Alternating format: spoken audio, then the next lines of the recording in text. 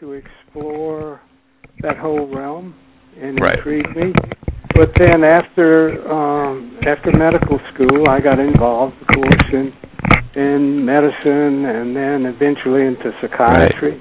Well, could we get a little more detail on what that was like? So you and your colleague both just it self-administered LSD without knowing anything about the effects? We didn't have anything. All we knew is what we had read about, which was very, very little that was in the literature, the scientific literature at that time. Okay. And we hadn't really heard about what was beginning to go on, you know, and as LSD was beginning to surface and work with mushrooms and so forth, that was happening in the mid to late 50s, but we didn't have any connection with that. Okay.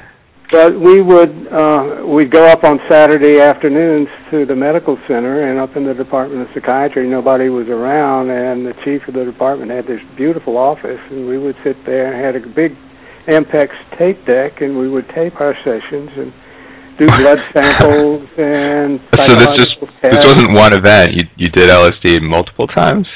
Yes. Oh, how many? That's really interesting. And I remember there was a lot of curiosity. One night, the medical staff of the university hospital there had their monthly meeting. Uh-huh. And they wanted to see what this was like. So Phil took a dose, and I was to look after him and take him down to the staff meeting where Dr. Hubbard, one of our professors, presented Phil when he was really under the influence. It was very funny. One time, Dr. Hubbard was talking, and he went up to the blackboard, and he'd do this big figure with chalk on the blackboard, a big square figure, and he said, "Phil, would you describe this geometric figure for us?" And Phil said, "Yes, sir." And he sat there and didn't say anything. And so Dr. Hubbard says, "Phil, would you tell us what this figure looks like to you?" And he says, "Yes, sir, just say when." Because it was constantly moving and changing for him. Uh-huh.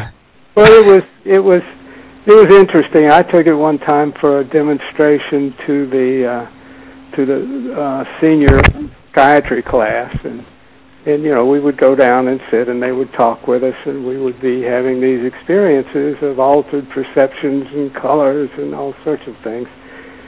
You know, it was just a very interesting experience, certainly. Mm-hmm. And, do you feel like it had a psychological effect on you, not while you were taking it, but also afterwards? Did you see things differently?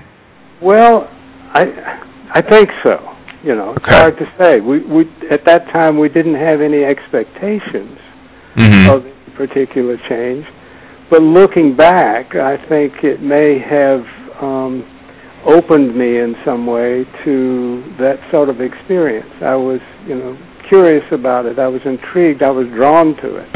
Mm-hmm. However, I had an opportunity then, and working with various indigenous tribal medicine teachers over the last 20-some-odd years. I've always been eager to experience their medicines and their ceremonies.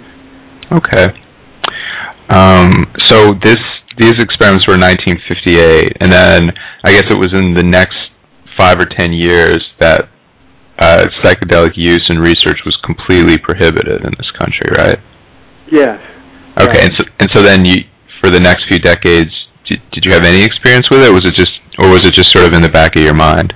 It was just sort of background. I was practicing in both public community mental health psychiatry and also had a private practice, and was, you know, going along through my medical and psychiatric career. We had a wonderful elder woman who had a great deal of wisdom. Mm-hmm. Her practice in doing the ceremonies, she would begin many times by, you know, usually it was outdoors with a fire, and she would tell you, now we're going to do some things here, we're going to consecrate this ground, we're going to prepare you, we're going to prepare, well, of course, she always had a translator because she spoke Spanish, but, and she would say, if you have to leave the circle to go off to relieve yourself of something, come right back. Don't wander away. Don't wander off. Stay here. We don't want you wandering off and something happening. And besides which, this is prepared and protected. And she's always thinking in terms of the spiritual realm. But then she would begin certain ceremonies around the land, around the fire itself, and then she would have the individuals take a stick and pass it over their entire body and throw it into the fire. Mm-hmm. She did a number of different. She did a ceremony one time when we were in Taos, which was for couples, which was just fascinating to me. There were about, I think a half a dozen couples who were interested, and so she did an all-night ceremony for couples, for married couples. Mm-hmm. And as part of the preparation, she had what she calls "Do Your Knots," K-N-O-T-S, and she handed each of us a piece of sturdy string and told us to go off and take as much time as we needed and tie a knot in your string for every person you've ever had sexual intercourse with. Because she says, when you have sexual intercourse with someone, you actually make a spiritual connection. And you need to bring that into your awareness. You need to put that in the knot and then bring your strings to me, bring your knots to me. So everybody took 30 or 45 minutes and then came back and handed her the knots, and she went through some ceremony with that and then threw it all into the fire and said, now you're relieved of those connections. And be more mindful from here on in. And then asked you to do the same, and you talked, and she talks with you about what you may have seen. Mm-hmm. So what was your experience like? I mean, you don't have to share anything personal, but it would be nice. I think it would be really useful for us to know. I mean, it had been decades since you tried a psychedelic, and I guess you were living a life of a conventional American, right? Right. Yeah.